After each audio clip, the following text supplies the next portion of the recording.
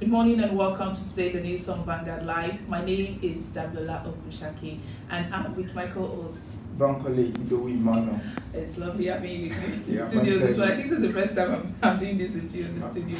My pleasure. Okay, let's go straight to the front page of the papers, and here we'll be starting with the front page of Vanguard.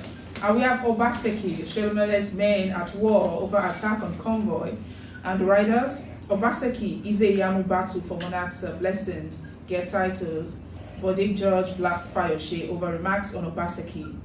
ADC candidate challenges Obaseki, Ize-Iyamu to debate. INEC to deploy 20,000 ad hoc staffs for polls, and you can see more of that on page 9. And COVID-19 updates, Lagos records 69 new infections as confirmed cases rise to 48,116, and you can see that on page 41. Moving on to the stories below, on page 7 we have Melafia's Boko Haram claims NBC slams 5 million naira fine on radio station. NBC board chair disowns broadcast code. On page 8 we have federal government moves to end US visa restriction on Nigeria. Our ex-Attorney General of Federation, Adoke, gave me $2.2 million cash to repay bank loans, and that's coming from a witness. Workers reject Unilag visas removal. Nigerian studying Russia's vaccine claims, says federal government. And the stories evolve. Southern Kaduna courts use report on 1992 crisis to avert further killings. End of quote. You can see that on page 5. On page 43, we have Night Parenting States Life for Nigerians' Democracy. And lastly, on the front page of Vanguard, we have Nigeria may slide into recession, says Finance Minister. And from there, we'll move straight to the Punch newspaper. Well, on the Punch newspaper, we have on the front page, don't sweep Melafia's allegations under the carpet. ACF tells government. And that comes with a rider. Middle Belt youth loud ex-CBN governor for insisting on allegations. All right, the second rider to that story is don't make hero out of Melafia. Then Boni consigned elders advises government. On the top page of the Punch newspaper, we have second recession in 4 years looms. That's coming from the federal government of Nigeria. Okay, you can get that story on page 17 of the Punch newspaper. All right, below the nameplate of the Punch, we have a story coming from Ondo State, and it says all APC aspirants are supporting me, says Akere Dolu. All right, you can find that story on page 19 of the Punch newspaper. Okay, before we go, let's quickly look at another story making headline on the front Punch newspaper, and that is 684 Nigerian evacuees test positive for COVID-19. You can find that story on page 8 of the Punch newspaper. And that's all we have for you on the front page of the Punch newspaper. Okay, now we'll be going on a short break. And after the break, of course, we have a guest who will be joining us via the Zoom. And she is Mrs. Fumi Komolafe, former Labour editor, Vanguard newspaper. Stay with us, don't go anywhere. We'll be back.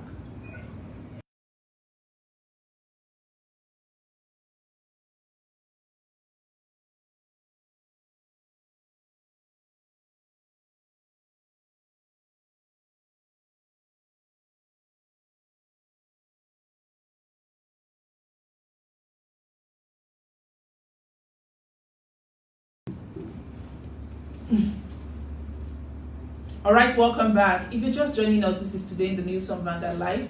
My name is Dablola Ogushaki, and I've been with my co-host.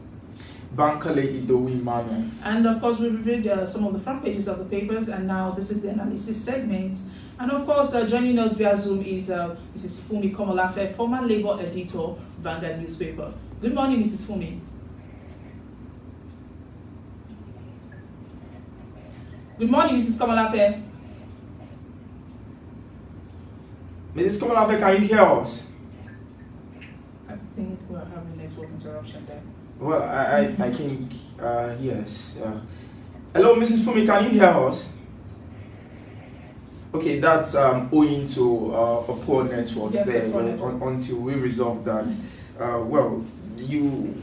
Okay, so, no, that's of Obaseki Shomolet's men that war over attack on convoy. So it happened. Okay, I think she's back. Good morning, Mrs. Kamalafe. Good morning. How are you? Thank you very much, ma'am.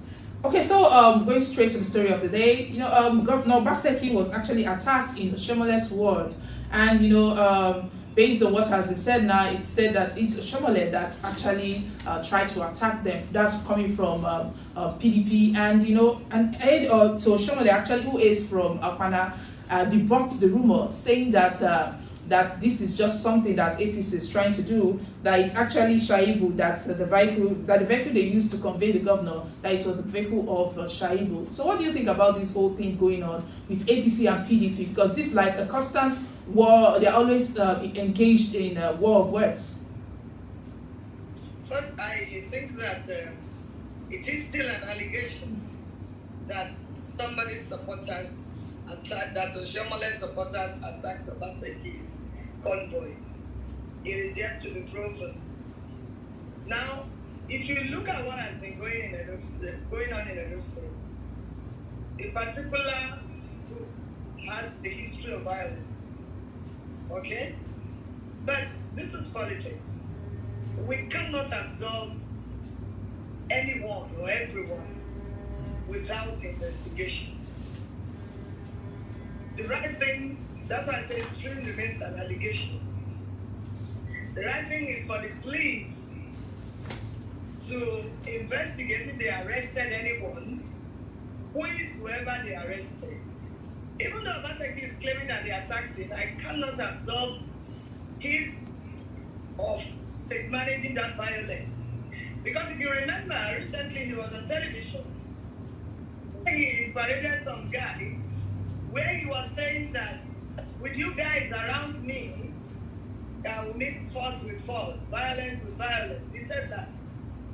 And so that shows that definitely they have a gang of thugs around them. Okay? What one expected was, as chief executive of a state, you should say, okay, we will contact the security agencies and will be on alert.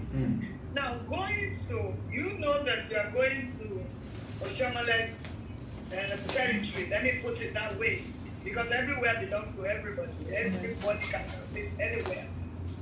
What is expected of the government is to have involved the security agencies to be sure that the place is properly policed and security taken care of before going there. Unlike what he said, Oshomole did not say, ask for my permission to come to my ward. He didn't say that. He didn't say that. So the security agency should have been in place to ensure that such a thing did not take place. Above all, anyway, as APC now says, no, you state manage it with your deputy governor jumping out of the convoy and all of that. Let's leave the police to investigate this and the security agencies. I hope that some people were arrested. And when they are arrested and they are quizzed, they will mention who sent them. All right, Mrs. Fumi. Violence is not accepted. It should not be condoned at all. Right. All right, Mrs. Fumi. Okay, a lot of people have said that, that might actually be a kind of political gimmicks, trying to win some kind of sympathy votes, from the people and all of that. Well, are you not worried that rather than making a very, very good campaign, politicians are resorting to making some kind of wild allegations and all of that? A lot of people are expecting that we should be hearing things like what they have to do for the people and not making some kind of wild allegation. Well, we don't know yet, like you said, that it is still an allegation and all of that. But are you not worried that this might actually be a prelude to other elections, coming up in the country? Absolutely, I agree with you. It could have been state managed. Violence is distraction. Right. You're distracting the voters from the real issues. Right. Campaigns should be issue-based. Right. What do you want to do? Even if you go into Oshomole's compound or Oshomole goes into Obaseki's compound, right, what you should sell to the people is your agenda. Right. What do you want to do? How do you want to do it? It is for you to convince the voters and not confuse voters. Right. Violence is not accepted. and should not be tolerated. I think it could be a game plan. One may be wanting to try to rope in the other. That's why I said, as far as that's concerned, it still remains an allegation as to who did it. Right. If I can arrange it myself and make it look like it's my enemy that did it. All right, Ms. Fumi, we are beginning to see some traits of, or pockets of violence, prior to the election proper, right? And, people are saying that we've seen this before where, some heads of security agencies in a particular state or location, are actually changed before the election proper, right? But now what we can see are pockets of violence, beginning to emanate before the election. Would you suggest that we look towards maybe changing the security architecture in Edo State? Well, that will be a decision of those who run the security apparatus. Whether you change them or not, they're still human beings.